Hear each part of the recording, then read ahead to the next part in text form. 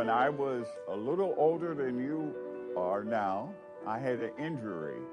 So I had to learn how to play the piano with only one hand.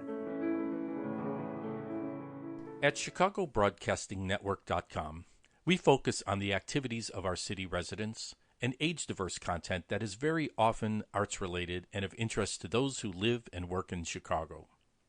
This new documentary film, For the Left Hand, hits all the right notes. An African-American senior who has been physically debilitated due to a childhood injury purposely inflicted by his mentally impaired father is virtually paralyzed on one side of his body and unable to use his right hand. This is Reno Lovison, executive producer at ChicagoBroadcastingNetwork.com, with a review of the documentary film For the Left Hand, playing now as part of the Chicago International Film Festival.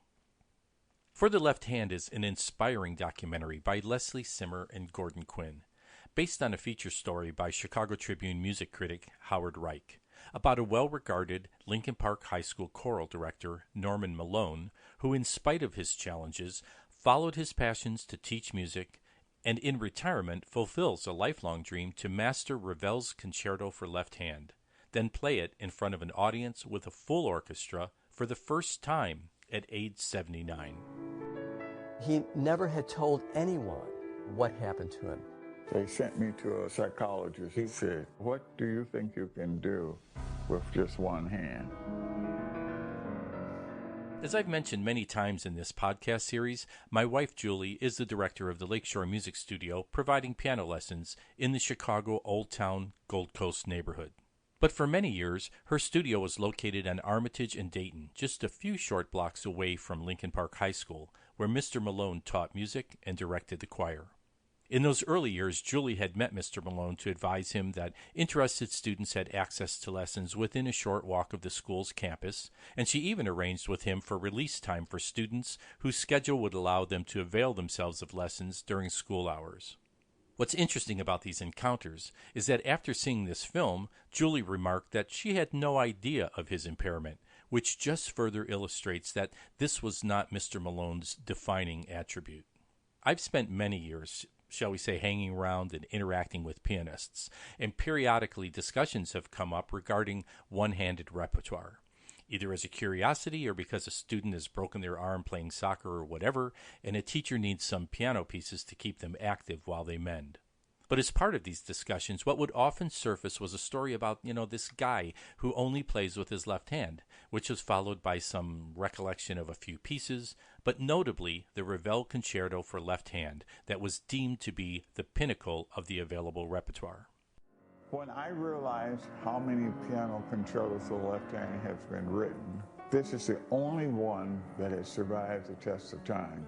The Ravel Concerto tells a story of great, profound loss and his struggle to overcome that loss. And therefore it also tells the story of Norman Malone.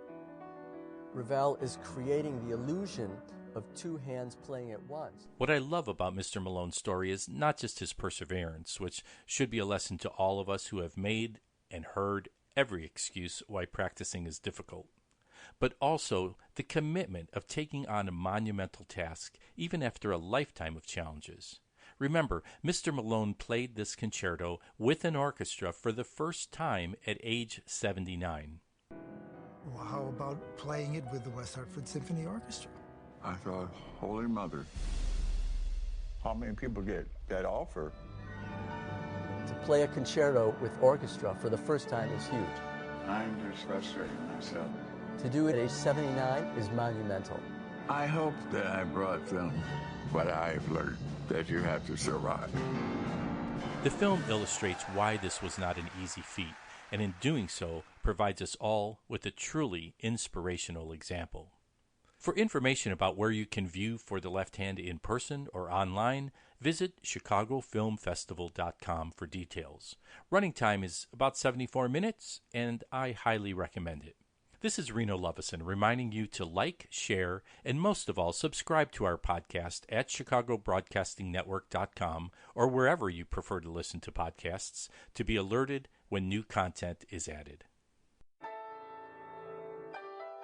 This is a piece that I was meant to play.